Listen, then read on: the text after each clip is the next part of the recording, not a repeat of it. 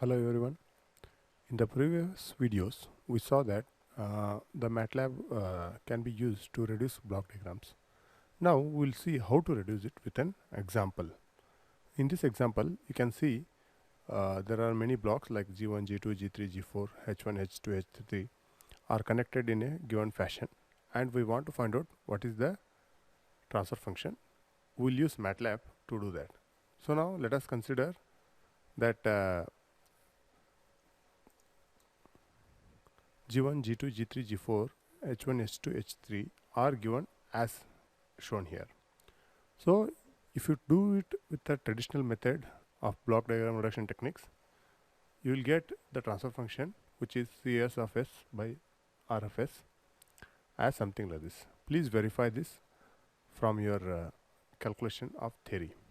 Now we are going to verify whether we get the same using our tool. So let us focus on how to solve this problem. Now as we know, we have these transfer functions that are G1, G2, G3, G4 and H1, H2, H3. We need to first represent them in the form of transfer function. So for that we have studied that this G1 is equal to TF into 1 is numerator, because there is 1 in the numerator. Denominator is 1 and 10. There are two coefficients, 1 and 10. So let us write that in the MATLAB. So when I am trying to write that in the MATLAB, so let me clear the earlier whatever work that I have done to check the system. Okay. Now let me also do clear all so that my memory in the workspace is cleared. Okay. Now I am going to write it. So when I am writing that, okay. So when I write this, so I get a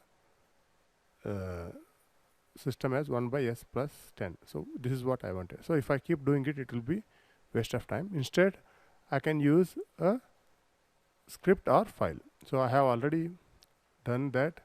So I am using a script, okay, and also live script, okay. So let us first understand the same thing with script. So to do that, since I have written the whole code, I want to check one by one. So what I will do is, first I will put a breakpoint. The breakpoint is something that is going to stop the program execution at this point. So it will execute these two lines and stop here. If I want it to stop next here, I'll put another breakpoint, and so and so. So for example, I can also put one breakpoint here. Okay, let us say I want to test all the code that I am going to use is in this fashion. So first what I will do is I will run. As soon as I run, if you see the arrow mark, this is going to run this next. So whatever the effect of first two lines is that it has cleared the earlier workspace and command window. So let us now go ahead with the next program, next line of program. But remember, next line of program is all this. So we are going to look at first sys of G1. So we'll go step by step. So when I go step by step, it will only execute one at a time. So this switcher will be active once I put the breakpoint. So breakpoint is basically used to debug line by line if you want to check, or after many of the lines you want to check what happens here, you can put the breakpoints. It's your wish. Okay. So it is in the control of the user. So now in this debugging, now I am going to work in the debugging mode just to show how it works. So I have run the sys G1. When I run the sys G1, I'll show in the command window sys G1 is 1 by S plus 1. That's what we wrote.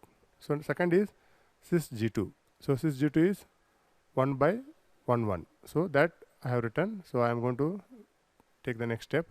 It is 1 by S. Similarly, sys G3, G4, G5, G4, then H1, sys H1, sys H2, and sys H3. With all this, I need to find sys. This will check how to do it. First, we'll run all of this. So for that, if I say continue, it will run all of this and stop here, because I have put the breakpoint here. So now what happened is, basically you have all the systems that are created: G1, G2, G3, G4, H1, H2, and H3 are created. You can also look at the workspace. That's what it shows. Okay. So now after creating, we will go step by step based on our program. So now with this understanding, we have checked in the MATLAB. Now let us look at what we are going to do. As per our requirement, we are going to shift this breakpoint here. So once I shift this H2 of G4, it will become H2 of G4, because it was not having any G4 term before. Now it has G4, so we will divide it. Then we will write this as sys of, we'll call it sys1, and we'll write it as sys of H2 divided by H4. So when I write that way, okay, that is this line. So I'll do step over. Then I get the equivalent sys. So I'll keep this sys1. So when I get sys1, so I'll verify I have checked. So sys1 is 2s plus 12 s plus 1. That's what it is. 12 s plus 1. Next,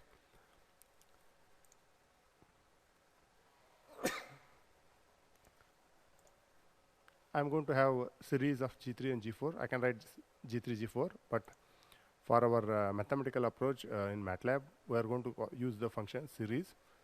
So these two functions, these two transfer functions. So I am using sys2 for this. So when I write this in sys2 as series of this, so I am going to run one step. So I'll get this function. So I'm going to verify that. Okay. Then I replace that with sys2, and then I'm going to take the loop of this.